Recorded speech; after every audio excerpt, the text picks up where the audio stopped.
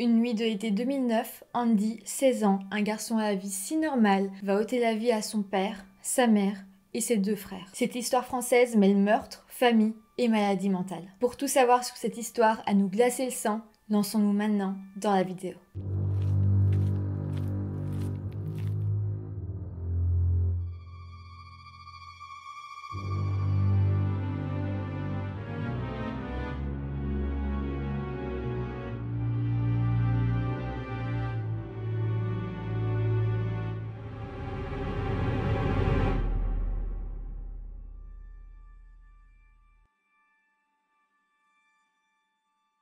Hello tout le monde, merci beaucoup, vous êtes 1000 abonnés sur ma chaîne YouTube, ça me fait vraiment beaucoup trop plaisir.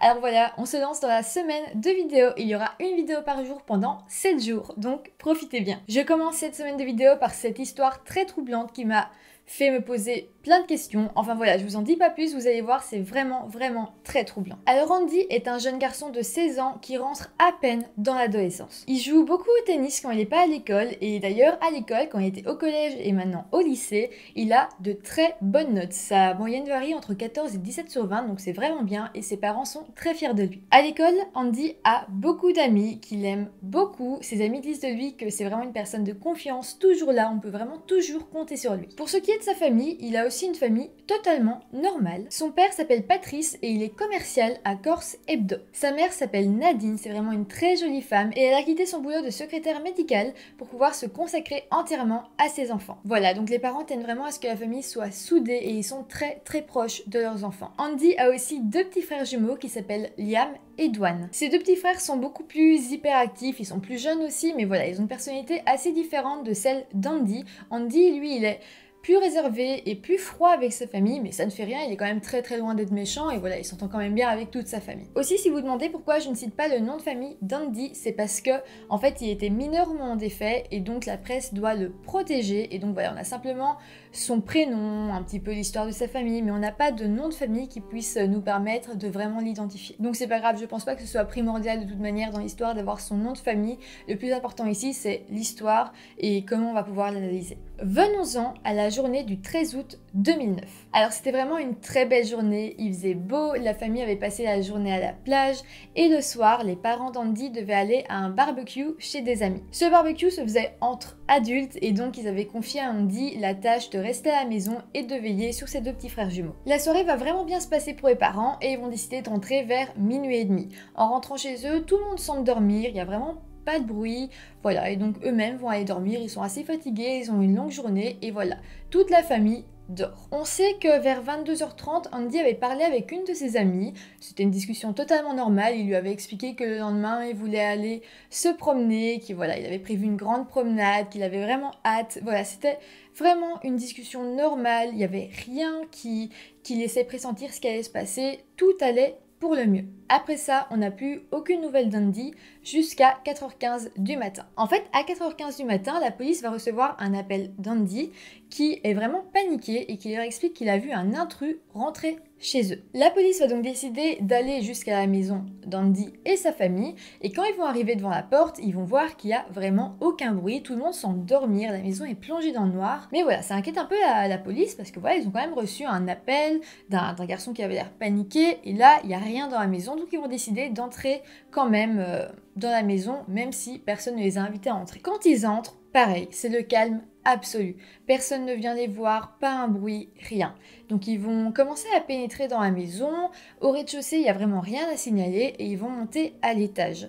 Ils vont pénétrer dans la chambre des parents et là, ils vont assister à une scène sanglante et macabre. En fait, la police va trouver les deux parents d'Andy qui sont dans le lit, il y a du sang partout et en fait, ils ont été retournés et ils ont la tête contre l'oreiller. Là, c'est vraiment le choc pour la police et ils vont décider d'aller voir dans les autres chambres. Donc la première chambre dans laquelle ils vont aller, c'est la chambre des deux jumeaux. Et là, c'est pareil, le lit est taché de sang, donc les deux lits sont tachés de sang. Ils vont retrouver les deux jumeaux, pareil, la tête contre l'oreiller, mais leur tête est complètement explosée. Ils se sont pris des balles de fusil dans la tête. Le lendemain matin, donc le 14 août, Andy va se rendre chez une amie à lui et va tout lui avouer. Il va lui expliquer avoir tué toute sa famille. Il va lui dire qu'il a vraiment très peur de devoir aller en prison ou d'être envoyé à l'asile, mais que voilà, il peut pas rester comme ça et qu'il doit faire quelque chose. Donc lui et son ami vont discuter pendant un petit moment et puis ils vont appeler 2 autres amis à eux. Ce qui est vraiment très bizarre, c'est que les 2 personnes qu'ils vont appeler, ce sont toutes les 2 des ex à Andy. Donc ça c'est bizarre, on ne sait pas trop comment l'expliquer, surtout que Andy, c'était des ruptures assez récentes pour lui et était toujours très très mal par rapport à ça, et même que voilà, ses 2 ex-petites amies avaient expliqué un peu plus tard à la police que quand elles avaient rompu avec lui, Andy leur avait même envoyé des menaces de mort, etc. Donc pour vous dire, ça avait quand même beaucoup touché Andy et il avait réagi assez violemment. Donc c'est assez bizarre que les personnes à qui il téléphone, ce soit justement ses ex. On sait aussi, selon des témoignages de son ami chez qui il s'était rendu,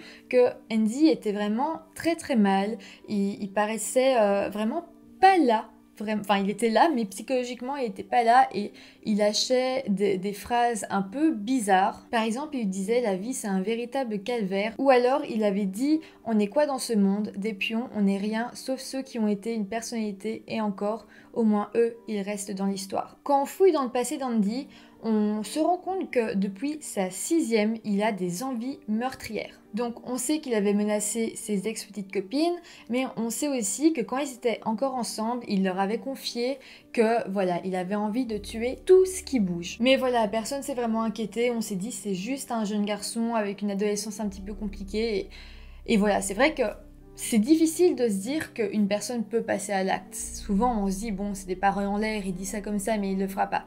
Bon, là, on peut se rendre compte qu'Andy avait quand même vraiment une très très grosse rage en lui. Aussi, peu avant le meurtre familial qu'il a commis, il avait écrit sur Facebook « La mort a des milliers de visages, mais le mal, un seul ». Pour en revenir à la journée du 14 août 2009, donc le lendemain des meurtres, après avoir été chez son ami, la soirée va commencer et Andy va aller sur la plage pour se balader. À ce moment-là, tout le monde était à la recherche d'Andy. Tout le monde savait que c'était sans doute lui le meurtrier vu que c'était la seule personne qui manquait. Finalement, l'oncle d'Andy va le trouver sur la plage et il va expliquer qu'au moment où il a trouvé Andy, Andy paraissait pas du tout dans son état normal. Il était comme dans un état second. Il parlait bizarrement, enfin voilà, c'était pas le Andy qu'il connaissait quoi. À ce moment-là, l'oncle d'Andy va appeler la police et va amener son filleul au commissariat de police. Il faut savoir qu'Andy, à ce moment-là, s'est totalement laissé faire, il a fait preuve d'aucune résistance, il était vraiment, il se laissait porter par la vie quoi. À partir de là, Andy a commencé à se faire interroger par les enquêteurs et je vais vous lire une des premières phrases qu'il a dit et c'est assez perturbant je trouve. C'est comme s'il y avait un jardin tout beau et que j'avais tout détruit, sans motif. Je me sentais comme un robot. Il y avait quelqu'un d'autre à ma place. Après ça, Andy va raconter les faits comme il semble s'en rappeler, bien qu'il explique que c'est assez flou pour lui et qu'il se rappelle pas de tout dans les moindres détails. Il explique qu'il s'est réveillé vers 3h du matin et qu'un petit peu avant, il avait vu un rôdeur autour de sa maison et que ça l'avait empêché de dormir, c'est pour ça qu'il s'était réveillé vers 3h. Après ça, ça va être un petit peu flou parce qu'il va expliquer s'être vu, donc par là, il explique qu'il n'était pas au contrôle de son corps, simplement spectateur. Donc il s'est vu faire un sac et ranger ses affaires dedans sans vraiment savoir pourquoi. Ensuite, il se rappelle avoir écouté de la musique, puis s'être levé pour partir et de là, il aurait pris 2 sacs.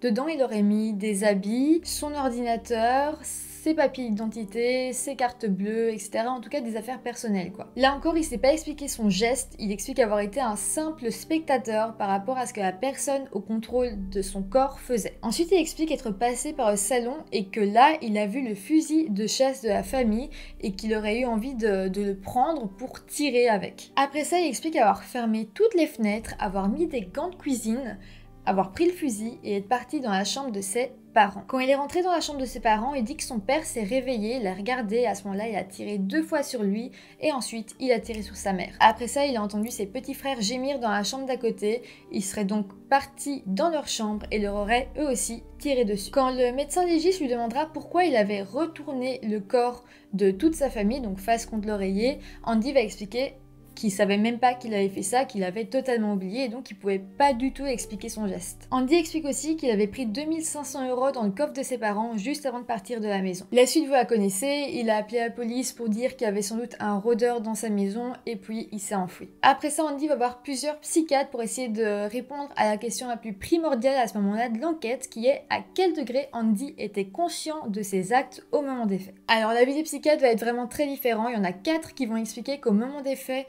Andy avait sûrement un discernement altéré, donc il ne se rendait pas du tout compte de la gravité de ce qu'il faisait. Il avait comme plus vraiment en tête la notion de bien et de mal. Ces 4 psychiatres vont dire que si c'est réellement le cas, eh bien Andy ne peut pas faire de prison parce qu'il s'était pas rendu compte de ce qu'il faisait, mais simplement il doit aller dans un asile. Un autre psychiatre va dire qu'il souffrait d'une simple altération de son jugement, et 2 autres psychiatres vont parler de maladies mentales telles que l'effondrement identitaire ou aussi l'état limite. Andy va tout de même être mis en prison en attendant son jugement, et on sait qu'en prison Andy va vraiment beaucoup se renfermer sur lui-même, il va devenir de plus en plus froid, de plus en plus mal. En fait, la prison va vraiment pas lui faire du bien et il va comme développer encore plus de psychose. Vraiment, il va être encore plus différent qu'avant. Madame Romina Cressy, qui est son avocate, va exprimer son désaccord avec le fait de mettre Andy en prison. Selon elle, en attendant le jugement, Andy aurait dû être mis dans un hôpital psychiatrique qui l'aurait aidé et non pas la prison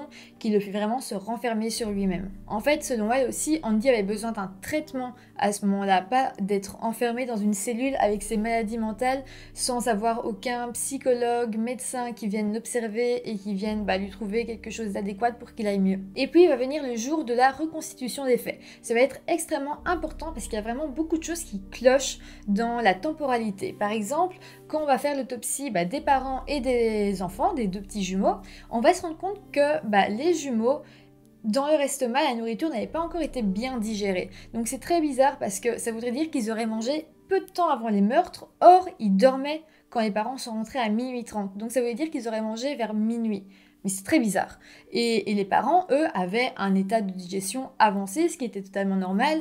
Ils avaient mangé vers peut-être 22h, et donc quand ils ont été tués vers peut-être, on sait pas trop, 3h du matin, plus ou moins, c'est normal, ils avaient digéré déjà la nourriture. Donc quand on se base sur cette autopsie, ça voudrait dire que les 2 jumeaux auraient été tués avant que les parents reviennent. Or, c'est pas du tout ce que Andy disait. Donc, on va emmener Andy dans son ancienne maison et on va lui demander d'essayer de se rappeler, d'essayer de refaire ce qu'il a fait. Et là, Andy va fondre en larmes, il va se mettre en boule dans le couloir et ne voudra plus bouger. Quand Andy était en train de pleurer, le juge est venu le voir et Andy a demandé au juge une photo de sa famille. Donc c'est quand même assez fou, on sait pas trop ce que voulait vraiment Andy à ce moment-là. Est-ce que c'était une technique pour faire croire qu'il s'en voulait réellement? Est-ce qu'il s'en voulait réellement?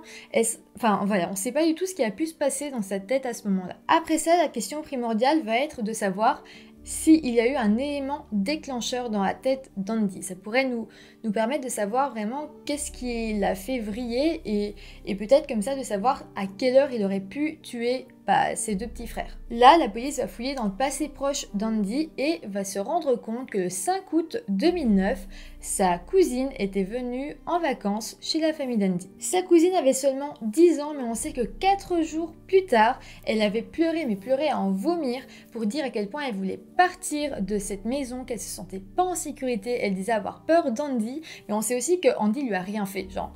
Elle n'a pas vécu d'épisodes spécialement traumatisants, mais juste elle avait très très peur d'Andy et elle disait à ses parents que voilà, elle voulait pas rester 1 minute de plus là-bas. Donc voilà, ce témoignage nous dit pas exactement quand s'est passé le déclic, mais au moins ça nous dit que voilà, le comportement d'Andy avait commencé à changer quelques jours déjà avant les meurtres. Le 18 août 2009, donc quelques jours seulement après les meurtres, Andy va écrire à son oncle depuis la prison. « Coucou tonton, pour ce qui s'est passé, je m'abstiens d'en parler. Moi, je fais tout mon possible pour essayer d'aller un peu mieux, même si c'est très difficile. En prison, tout le monde s'occupe très bien de moi. Les surveillants sont super gentils, la psychiatre est une femme superbe. En gros, toutes les personnes sont des personnes superbes.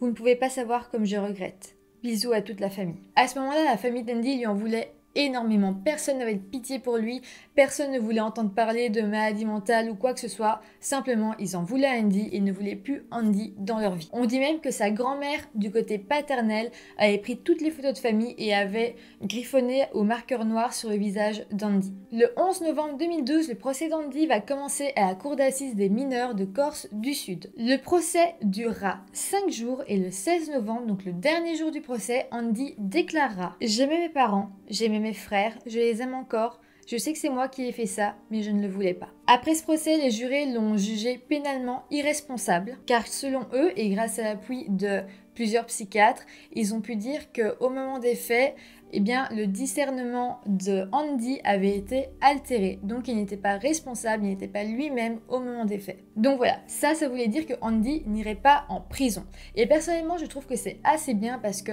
quand on est face à quelqu'un qui a commis ce genre d'acte, mais qui n'était pas lui-même, c'est pas la prison qui va faire évoluer la personne et qui va la soigner, c'est un centre thérapeutique, c'est des traitements, et voilà, donc il va être emmené dans un hôpital psychiatrique. Mais attention, c'est pas n'importe quel hôpital psychiatrique, c'est un UMD, donc c'est un hôpital psychiatrique pour malades difficiles. Ça reste une structure surveillée et sécurisée. Les malades qui y sont traités ne peuvent sortir qu'avec un accompagnateur, donc jamais il pourra sortir seul, mais il recevra aussi des soins et des programmes plus poussés que dans un hôpital psychiatrique normal. Enfin voilà, ça c'était pour l'histoire de Andy, une histoire corse. Et voilà, je trouve ça assez fou comme histoire, et j'ai hâte de savoir votre avis en commentaire, hâte de savoir si vous aussi vous trouvez que il a eu ce qu'il méritait, si vous aussi vous trouvez ça bien qu'il ait été mis dans un hôpital psychiatrique plutôt qu'en prison. Vous pouvez totalement ne pas être d'accord